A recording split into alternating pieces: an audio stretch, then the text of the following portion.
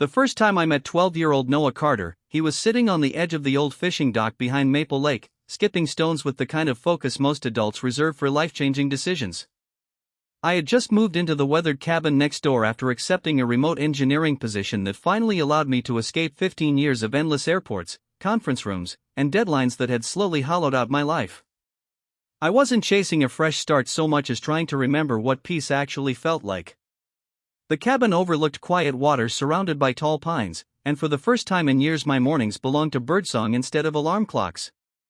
Noah looked up as I walked past, studied me for a few seconds, and asked whether I knew how to skip a stone more than 6 times. When I admitted that my record was only 5, he grinned, beat it with 8 effortless skips, and announced that I seemed honest enough to trust. Over the following weeks he became an almost daily visitor, appearing with fishing questions, stories from school, or simply an excuse to avoid doing homework for another 10 minutes. He possessed that rare mixture of confidence and loneliness children sometimes develop when they've had to grow up too quickly. Eventually I met his mother, Claire. She taught literature at the local middle school and carried herself with quiet dignity that never crossed into coldness but somehow kept everyone at a careful distance. She thanked me politely whenever Noah wandered over to my porch, yet always ended conversations before they had the chance to become friendly. Her smile appeared only out of courtesy, never reaching her eyes, as though happiness had become something she performed for other people rather than something she actually felt. The neighbors admired her resilience but spoke about her in hushed voices, mentioning that she'd been raising Noah alone for years after losing her husband in an accident that no one liked discussing. One breezy Saturday afternoon Noah was helping me repaint an old wooden canoe when he suddenly put his brush down, stared toward his house where Claire sat reading alone on the porch, and shook his head with complete certainty. "You know," he said, "my mom used to love dancing. Dad told me she couldn't hear music without pulling somebody onto the floor. Now she won't even stay at school parties for one song." He glanced at me with a mischievous sparkle that seemed completely out of place beside such a sad observation. Then he folded his arms and declared, "I bet you $50 and the biggest burger in town that you can't make my mom dance again before the summer festival." "Nobody can. She says that part of her life is over." I laughed because it sounded like the kind of impossible challenge only a determined kid could invent. Without realizing it, I smiled, held out my hand, and accepted the bet that would quietly reshape every future I thought had already been written. Winning Noah's ridiculous wager turned out to be far more complicated than either of us expected because Claire had mastered the art of politely refusing every invitation without ever sounding unkind. The following weekend the town organized its annual farmers market, filling Main Street with fresh peaches, homemade pies, live bluegrass music, and children weaving between colorful stalls with painted faces and sticky fingers. When I happened to run into Claire outside the bakery, I casually mentioned that Noah had been talking about the music and suggested the 3 of us spend an hour there together. She thanked me with that same practiced smile and explained she had papers to grade before Monday morning. It sounded reasonable until Noah quietly whispered to me later that evening that his mother had finished grading everything the night before.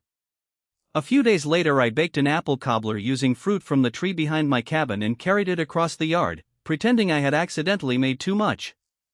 Claire accepted one slice but insisted on paying for the ingredients, leaving $20 on my porch before sunrise the next morning despite my repeated protests. She seemed uncomfortable receiving even the smallest kindness without immediately balancing the scales, as if owing anyone even a simple favor made her feel unsafe. Instead of becoming frustrated, I started paying closer attention. I noticed she always left the porch light on until Noah came home from basketball practice, even if she had fallen asleep in the living room. I noticed she skipped lunch most workdays but always packed Noah's favorite snacks. I noticed she quietly repaired things around the house herself, whether it was a leaking faucet or a broken fence post, refusing help even when the work left her hands scraped and sore. One rainy Thursday afternoon I found her struggling to load several heavy boxes of donated books into her car outside the school library. Before I could offer assistance, one box split open and hundreds of paperbacks scattered across the wet parking lot. Without thinking, I dropped my umbrella and began gathering books while Noah chased the one sliding toward the storm drain. Claire knelt beside us, trying unsuccessfully to keep the pages dry, and for several minutes the 3 of us worked together in the pouring rain, laughing every time another slippery novel escaped our hands. It wasn't a loud laugh, just a soft, surprised sound that seemed to catch even Claire off guard. She looked almost embarrassed after realizing it had escaped. From that day forward, I stopped trying to convince her to do anything. Instead, I focused on making life a little easier whenever the opportunity appeared. If Noah needed help building a model bridge for science class, I stayed up with him measuring every beam. If Claire came home late after parent conferences, I quietly shoveled the snow from her driveway before sunrise without leaving a note. When a strong wind knocked down a large maple branch across her backyard, I cut it into firewood while she was still at work. I never mentioned any of it because I slowly realized the goal wasn't to impress her. It was to show her, one ordinary moment at a time, that not every act of kindness arrived with expectations attached. Somewhere along the way, Noah stopped asking whether I thought I could win the bet. Instead, he started asking a very different question. Do you think Mom remembers what it feels like to be happy? I looked toward the quiet porch across the yard, where Claire sat reading beneath the fading evening light, and for the first time I honestly didn't know the answer. That question stayed with me for days because it wasn't something I could answer by watching Claire from across the yard or exchanging a few polite conversations outside the mailbox. Happiness leaves traces in people even after it disappears, but grief has a way of teaching someone to hide those traces so completely that even they forget where they left them. A week before the town's Summer Lights Festival, Noah showed up at my cabin unusually quiet, carrying a dusty cardboard box he had found while cleaning the attic. He placed it carefully on my kitchen table and slowly lifted the lid. Inside were old photographs, ticket stubs from concerts, postcards from road trips, and dozens of pictures of Claire and her late husband laughing together in ways that felt almost impossible to imagine now. In nearly every photograph they were dancing at weddings, in the kitchen while cooking dinner, at county fairs beneath strings of lights, even barefoot on a beach with waves washing around their ankles. Tucked beneath the photographs was a handwritten note from his father that simply read, "Promise me you'll never stop dancing, no matter what life takes from us."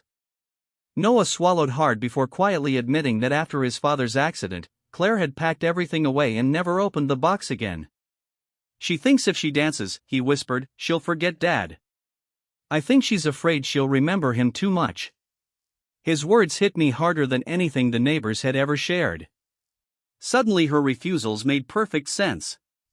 Dancing wasn't just music to her anymore, it had become the doorway to the happiest part of a life she believed she could never have back.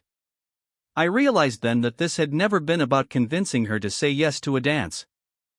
It was about helping her understand that loving someone forever didn't require freezing her own life in the moment she lost him. The opportunity came sooner than expected. 2 evenings later Noah called me in a panic because Claire had twisted her ankle while carrying boxes after the school's end-of-year book fair. By the time I reached their house, she was sitting on the porch trying to convince both of us that she was perfectly fine, despite the obvious pain every time she tried to stand. I drove her to the urgent care clinic, waited through the examination, and brought her home with doctor's instructions to stay off her feet for several days. She apologized repeatedly for taking up my evening until I finally laughed and asked whether she apologized to everyone who cared about her. She looked at me in complete silence before quietly saying, "I suppose I've forgotten how to let people care." It was the most honest sentence she had spoken since we'd met. Over the next few days I helped Noah prepare meals, watered Claire's flowers, and carried groceries inside without making a production of it. One evening, while Noah washed dishes, Claire admitted she had spent years believing that accepting help meant admitting she couldn't handle life on her own. I gently told her that strength wasn't measured by how much weight someone carried alone but by whether they allowed others to walk beside them when the road became too heavy. She didn't answer immediately. Instead, she looked toward the old family photographs Noah had quietly placed back on the living room shelf earlier that afternoon. A faint smile touched her face, not one born from obligation, but from memory. Outside, banners for the Summer Lights Festival fluttered in the evening breeze, and for the first time since accepting Noah's impossible challenge, I felt that the real turning point was finally within reach.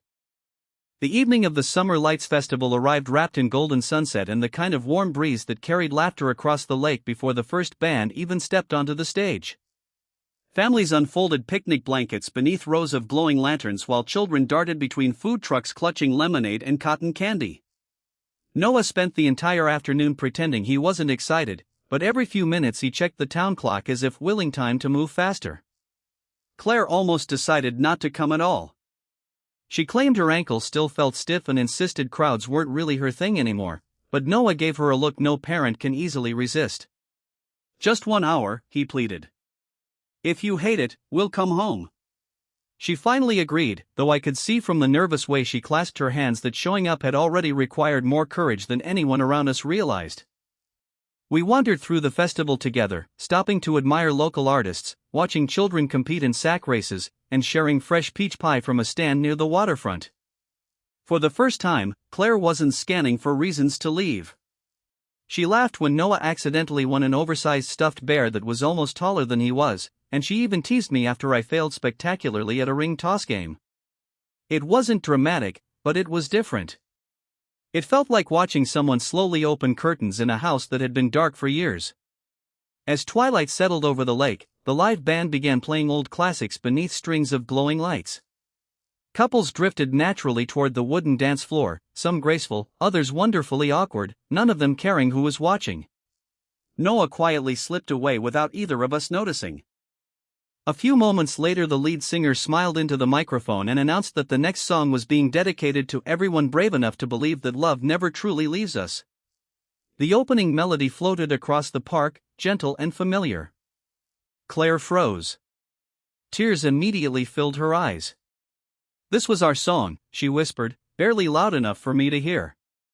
"Mark and I danced to this at our wedding, and every anniversary after that." She turned as if she intended to walk away before the memories became too much, but then Noah appeared beside us holding the small, worn note from his father's memory box.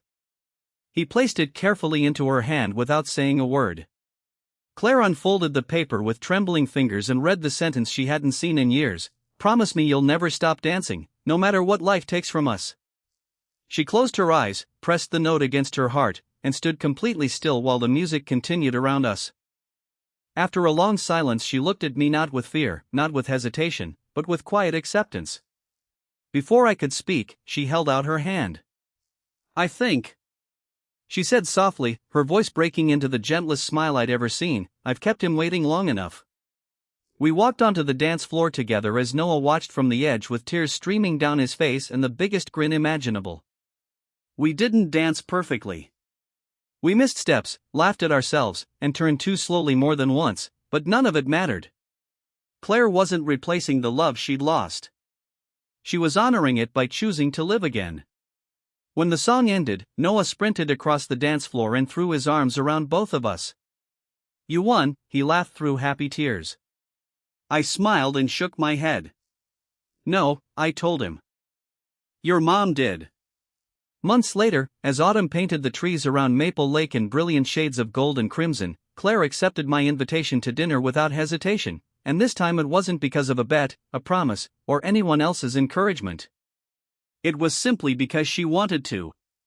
Sometimes healing doesn't arrive with grand speeches or dramatic miracles. Sometimes it begins with one frightened heart, one determined child, one patient friend, and one quiet dance that reminds us love never asks us to stop living, it only asks us to keep carrying it forward.